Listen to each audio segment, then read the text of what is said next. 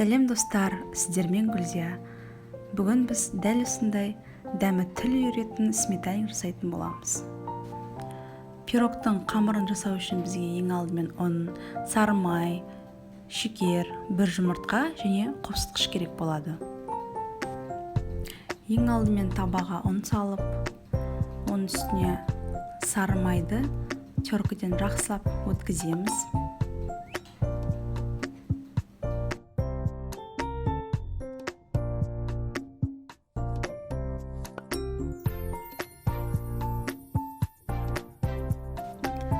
Оның үстіне қосқышымызды саламыз, шекерімізді және жұмыртқамызды жарып салып, жақсылап араластыратын боламыз.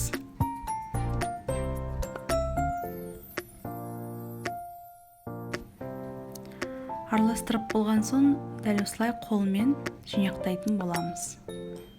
Дәл осылай қамырымыз жинақталуы тиіс. Енді осындай формамызды алып, үстіне жиналған қамырымызды жақсылап жаятын боламыз.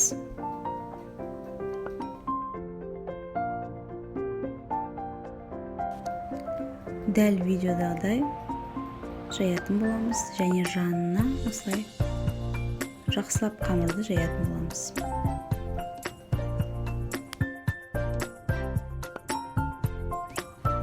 Бізде қамырымыз дайын болды. Енді пирогтың начинкасын жасайтын боламыз. Ол үшін бізге қаймақ, 4 жұмыртқа және де шекер керек болады. Ең алдымен табаға жұмыртқамызды жарып салатын боламыз.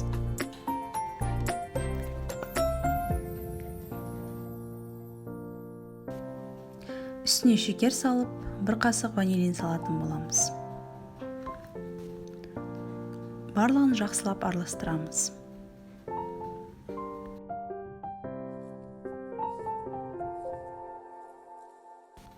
Үстіне қаймақты салып, жақсылап араластыратын боламыз.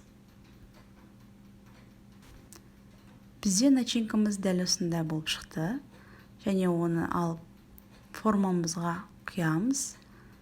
Және оны қызып тұрған духовкада 180 градуста 40-45 минут пісіретін боламыз. Сметанигіміз дәл осындай болып шықты. Барлығыңызға жасауға кеңес беремін. Ас болсын.